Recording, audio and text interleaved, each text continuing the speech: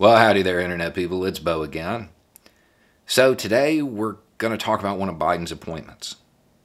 We haven't covered them all because, frankly, a lot of them have been very expected, or they don't really tell us much. They're more political than agenda setting.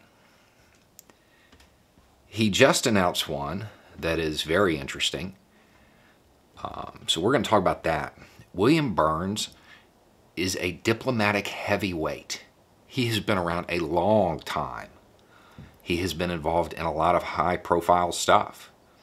He has experience everywhere that the U.S. needs experience right now, with the exception of China. I don't think he's ever done anything there.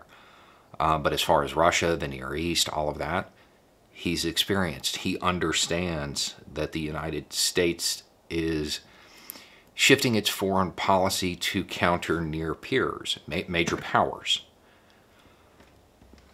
When his name came up, initially when Biden was building his all-star foreign policy team, nobody was surprised.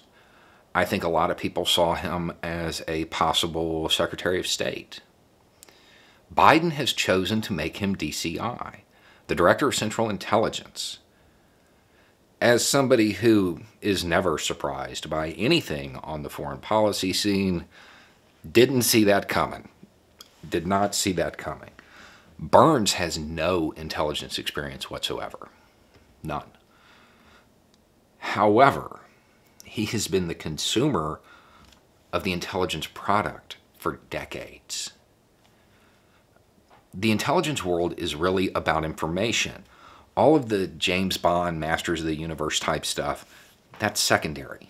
The real job is gathering information, distilling it, and disseminating it with the idea of telling diplomats in the executive branch what the opposition's intent is, what they plan on doing.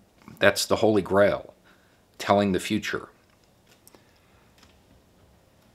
Burns has been the consumer of that product for a very long time. Putting him in this chair kind of makes sense in a couple of different ways. The thing is, we don't know which way it makes sense. There are three options as to why Biden would do this. The first is that he plans on using Burns to reform the CIA. Reforms that have been desperately needed for decades because they have become much more involved in the Masters of the Universe James Bond type stuff than they have in the core mission. Biden has made no indication that he intends on doing that, though.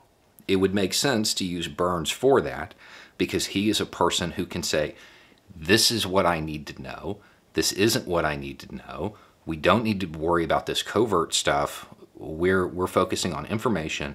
Our foreign policy is based on diplomacy. It would make sense to use him for that. He would be perfect for that. But there's been no indication that that's the plan. Another option is that Biden feels he needs a second Secretary of State. And he needs somebody who knows what they're doing in a position that can get a meeting with just about anybody, who has access to the information, and who knows what to do with that information. And that would make sense. The Trump administration made a mess of our foreign policy. This would be a way to get another player out there trying to fix it that has enough institutional clout to get stuff done, but who's really acting as a diplomat. That would make sense too. But again, no indication that that's the case. The third option, the first two are good. The third option is that the Biden administration plans on using the current capabilities and habits of the intelligence world a lot in foreign policy. That's not so good. That's not a good thing. But we have no indication that that's what he plans on doing.